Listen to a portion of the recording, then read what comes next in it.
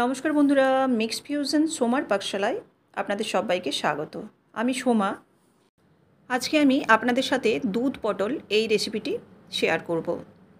তো চলুন, দুধ পটল বানাবার জন্য প্রথমেই লাগছে পটল।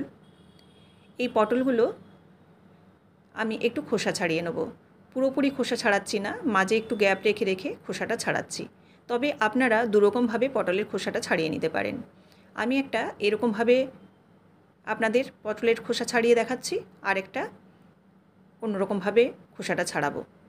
তো দেখুন, এইভাবে একটা পটলের খোসা ছাড়িয়ে নিলাম। মাঝে একটু গ্যাপ রাখলে পটলের স্বাদটা কিন্তু ভালো থাকে। এবার দুদিকের মুখটা কেটে নিচ্ছি। কেটে নিয়ে এবার একটু যাতে ভেতরে মশলা এবং রস ঢুকে যায় সেজন্য কিন্তু চিড়ে দিলাম। ঠিক এইভাবে আরেকটা পটলকে আমি একটু আলাদাভাবে কাটবো। দেখুন, এই পটলটা কিন্তু আমি উপরের যে সবুজ অংশটা, সবুজ যে লেয়ারটা আছে সেইটাকে ছুরি দিয়ে খোসাটা ছাড়িয়ে নিচ্ছি। এরকমভাবেও কিন্তু আপনারা কাটতে পারেন।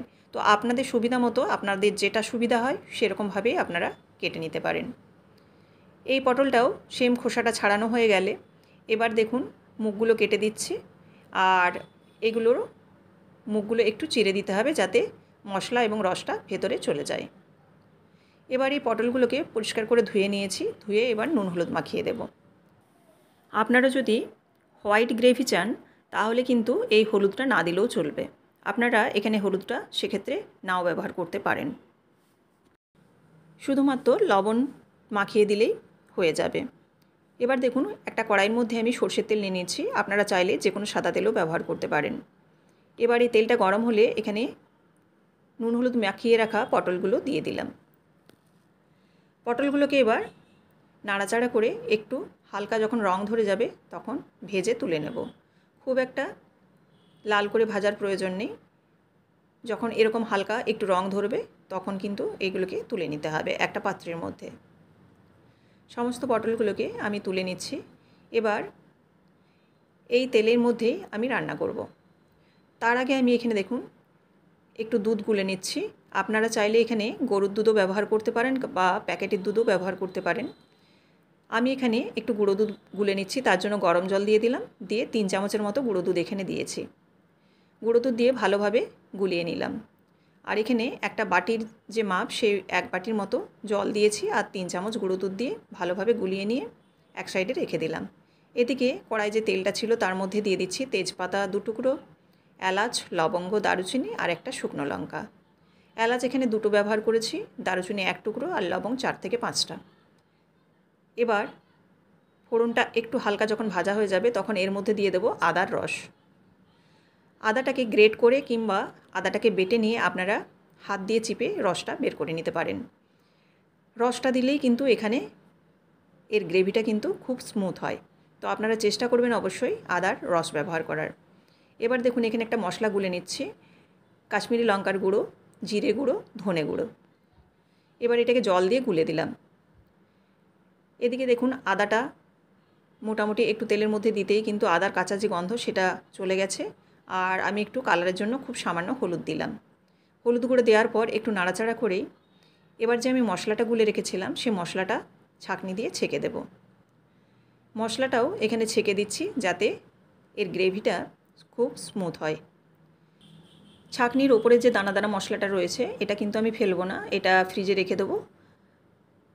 তাতে আমার রান্নায় যে কোনো সময় আমি ব্যবহার করে নিতে পারবো। এবার দেখুন মশলাটাকে কষিয়ে নিয়েছি খুব ভালো করে। প্রায় 3 থেকে 4 মিনিটের মতো কষিয়ে নিলাম যাতে ধনে, জিরে এবং আদার কাঁচা গন্ধ চলে যায়। এবার গুলে রাখা দুধটা দিয়ে দিলাম। দুধটা দেওয়ার পর ভেজে রাখা পটলগুলোও দিয়ে দিলাম। এবার দিয়ে দিচ্ছি পরিমাণ মতো লবণ। আর এখানে যেহেতু আমি গুঁড়ো দুধ দিয়েছি সেজন্য কিন্তু এখানে চিনি দিচ্ছি না। আপনারা যদি গরুর দুধ কিংবা যে কোনো প্যাকেট দুধ ব্যবহার করেন সেক্ষেত্রে কিন্তু 1/2 চামচের মতো চিনি দেবেন। এই চিনি দিলে কিন্তু টেস্টটা ভালো আসবে। যেহেতু নিরামিষ রেসিপি সেজন্য কিন্তু একটু অবশ্যই আপনারা চিনি দেওয়ার চেষ্টা করবেন। এবার দেখুন দুধটাকে অনেকটা ঘন করে নিয়েছি। আর এখানে নামাবার আগে দিয়ে দিচ্ছি কয়েকটা চেরা কাঁচা লঙ্কা ঝালের জন্য। আর এখানে দিয়ে দিচ্ছি কাজু বাদামকে গুঁড়ো করে নিয়েছি। কাজু বাদাম গুঁড়ো করে 2 চামচের মতো এখানে দিয়ে দিলাম। এবার দিয়ে দেবো 1/2 চামচের মতো ঘি। এখানে বড় চামচের হাফ চামচের মতো ঘি ব্যবহার করছি, দিয়ে ভালোভাবে নাড়াচাড়া করে মিশিয়ে নেব। ব্যাস, দিয়ে গ্যাসের ফ্লেমটা অফ করে দেব। তো দেখুন পুরোপুরি রেডি হয়ে গেছে এখানে দুধ পটল। এটি সম্পূর্ণ একটি নিরামিষ রেসিপি, খেতে কিন্তু অসাধারণ হয়। আপনারাও অবশ্যই একবার হলেও ট্রাই করে দেখতে পারেন। এই গরমের সময় কিন্তু ভীষণই ভালো খেতে হয়। এই রেসিপিটি যদি ভালো লেগে থাকে অবশ্যই লাইক, কমেন্ট এবং শেয়ার করবেন।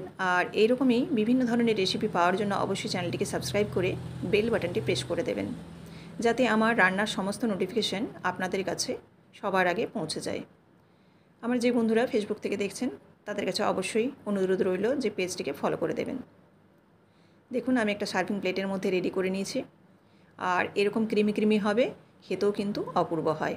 আর উপর থেকে আমি একটু কাজুর গুঁড়োটা রেখে দিয়েছিলাম ডেকোরেট করার জন্য, সেজন্য উপরে দিয়ে দিলাম। আর একদম পুরোপুরি রেডি নিরামিষ দিনের জন্য দুধ পটল। তো আপনারা অবশ্যই এরকমভাবে একবার বানিয়ে আমাকে জানাবেন যে কেমন হলো। অবশ্যই আপনাদের কমেন্টের অপেক্ষায় আমি রইব। আবারও আপনাদের সাথে দেখা হচ্ছে নতুন কোনো একটি রেসিপির সাথে। সবাই ভালো থাকবেন। ধন্যবাদ।